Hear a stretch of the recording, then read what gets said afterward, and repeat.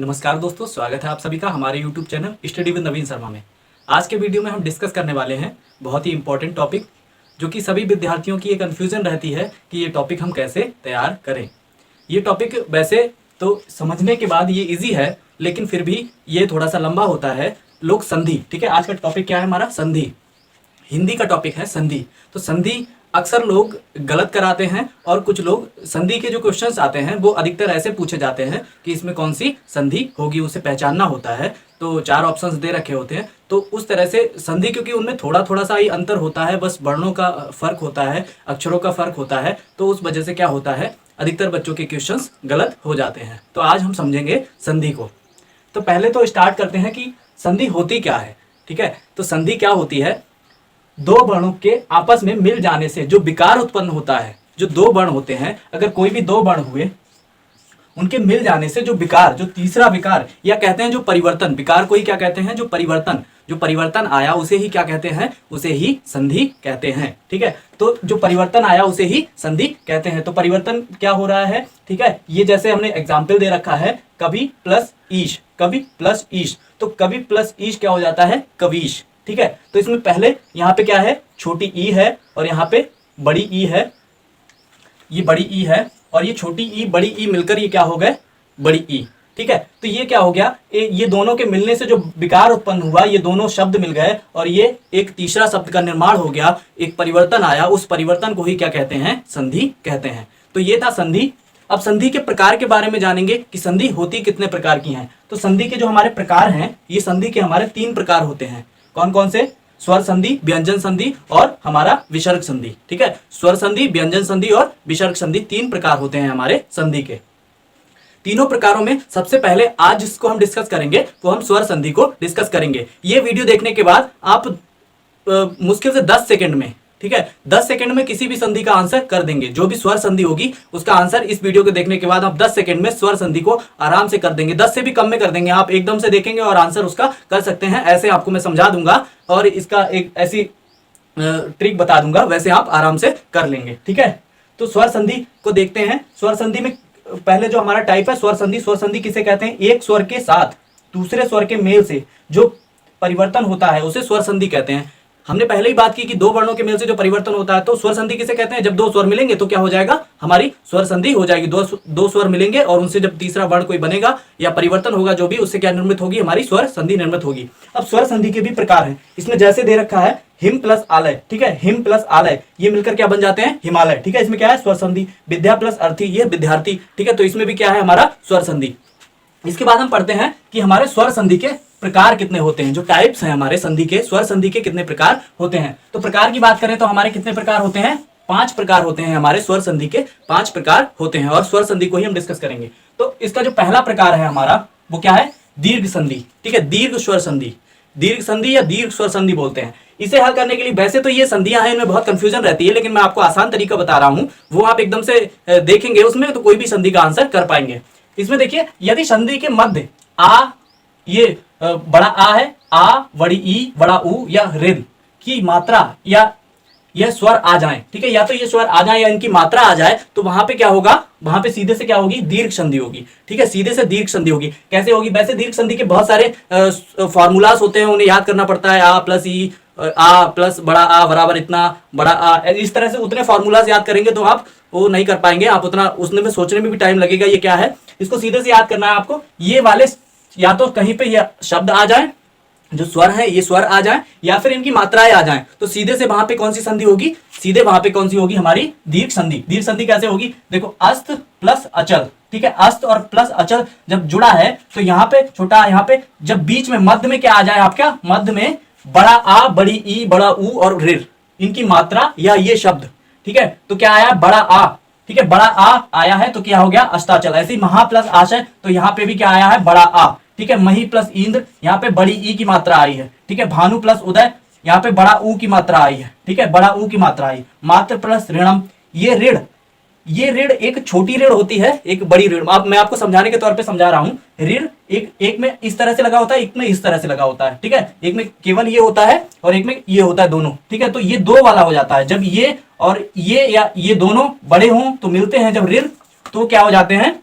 बड़ा वाला हो जाता है, तो ये ऋण की मात्रा जहां भी होगी ऋण, वो वहां पे भी क्या हो जाएगा हमारा, ये दीर्घ संधि होगी। तो आप सीधे से बस ये देखेंगे कि यहाँ पे बड़ा आ की मात्रा, बड़ी ई की मात्रा, या फिर क्या बड़ा ऊ की मात्रा, या फिर बड़ी ऋण की मात्रा, ये सब आएंगी तो वहां पे क्या होगा, सीधे से दीर्घ संधि होगी। आपको कुछ नहीं याद करना, बस देखना है और लगा देना, ये दीर्घ संधि है। मध्य में, संधि के मध्य में ये होगा जहां पे परिवर्तन होता है। ठीक है, इसके बाद अगली जो संधि आती है हमारी गुण संधि। ठीक है, गुण संधि की बात करते हैं। ये हमारा दीर्घ संधि आप इस तरह से करेंगे, आपके सारे हो जाएंगे। जितने भी आप एग्जाम्पल देखेंगे उनमें इस तरह से करके देखना, आपको लगेगा कि आप सब कर पा रहे हैं।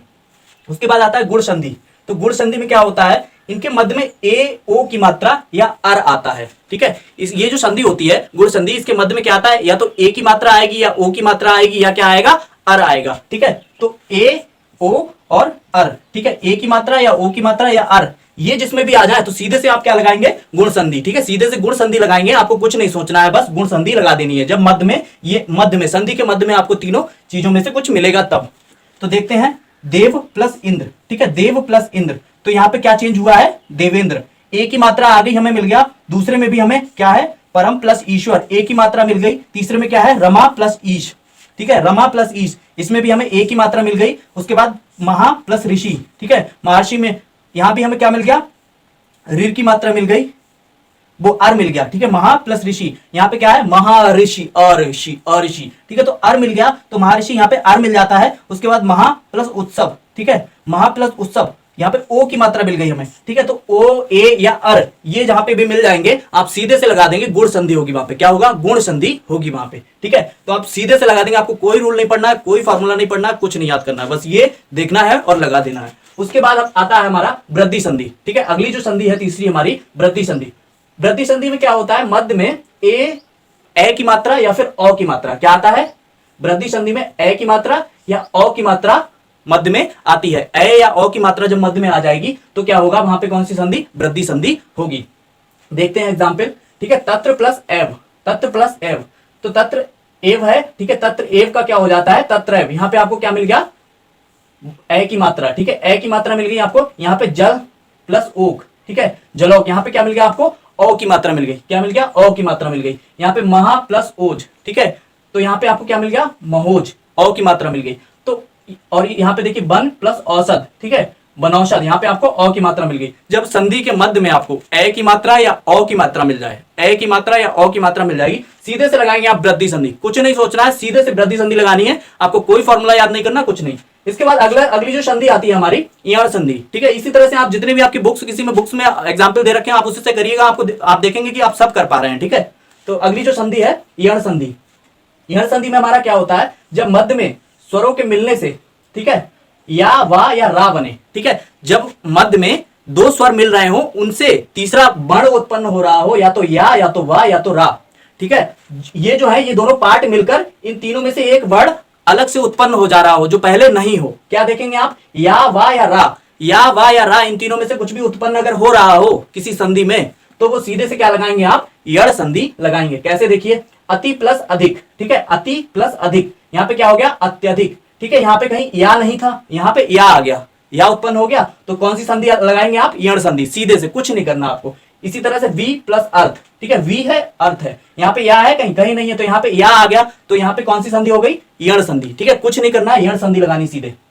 इसके बाद आपका आता है अनु प्लस इत। ठीक है, अनु प्लस इत, यहाँ पे क्या है, अनु इत। ठीक है, वाह है कहीं पे, यहाँ कहीं बा नहीं है, यहाँ पे वाह आ गया, तो क्या लगाएंगे, सीधे से यण संधि। जहां पे भी बा आ जाएगा, मिल जाएगा, कौन कौन से अक्षर, या वा या रा मिल जाएंगे कहीं पे भी, तो वो कौन सी होगी संधि। इसी तरह से इसमें देख लीजिए, पितृ प्लस आज्ञा। ठीक है, पितृ प्लस आज्ञा, तो पितृ, यहाँ पे रा आएगा। ठीक है, ये ऋर है। ठीक है, ऋर की मात्रा है, और यहाँ पे त्रा और रा भी आ गया है। ठीक है, त्रा। ठीक है, रा भी आ गया, इसमें रा की मात्रा आ गई है, तो ये कौन सा हो जाएगा यहाँ पे, आपकी यण संधि। ठीक है, तो इस तरह से आप जितने भी एग्जाम्पल है इसके पॉसिबल वो आप देखेंगे और आपको लगेगा कि आप ये सब कर लेंगे। ठीक है, आप देखना, अपनी बुक से करके देखना ये संधि। बस आपको ये वीडियो देखने के बाद कुछ नहीं करना है, आपकी स्वर संधि से एक भी क्वेश्चन नहीं छूटेगा, कोई सिंगल क्वेश्चन नहीं छूटेगा। बस आपको थोड़ी सी प्रैक्टिस कर लेनी है इनको देख लेना है। बाकी आपको ये नहीं देखना है कि हमें पहचान नहीं मिलेगा कि कौन सी संधि है। ठीक है, कंफ्यूजन रहती है क्योंकि ये एक से ही है लगभग, तो इस चक्कर में लोग पहचान नहीं पाते हैं। अगली जो संधि है हमारी स्वर संधि है, पांचवी स्वर संधि कौन सी है, अयादि संधि। ठीक है, इसमें क्या होता है, मध्य में ए आए या अव आओ। ठीक है, ए आए या अव आओ, इनकी जो मात्रा आ जाए, जब हमने सब पढ़ चुकी होती है, क्योंकि सब हमें पता है, तो ये अयादि संधि है, इसमें हमें आय आओ आओ इनकी मात्राएं देखनी। मात्रा का मतलब क्या है, ये इनकी ध्वनि अगर उत्पन्न हो रही हो कहीं पे या ये उत्पन्न हो रहे हो शब्द, तो वहां पे सीधे से क्या होगा, हमारी अयादि संधि होगी। ठीक है, एग्जाम्पल देखते हैं, गए प्लस अक गायक, तो यहां पे क्या आ गया, आय। ठीक है, क्या आ गया, आयक, गायक। ठीक है, आयक, तो आय आ गया, तो यहां पे क्या है, हमारी अयादि संधि होगी। ऐसे ही नए प्लस अक नायक। ठीक है, तो क्या आ गया, नए नायक, तो आय। ठीक है, आय आ गया, क्या आ गया, आय आ गया, तो यहां पे कौन सी होगी, हमारी अयादि संधि होगी। इसके बाद भो प्लस अन, ठीक है, भुवन। ठीक है, भुवन, यहां पे क्या है, भवन। ठीक है, वन। ठीक है, तो क्या आ गया यहाँ पे, अब, भो अब। ठीक है, वो अब। ठीक है, भुवन।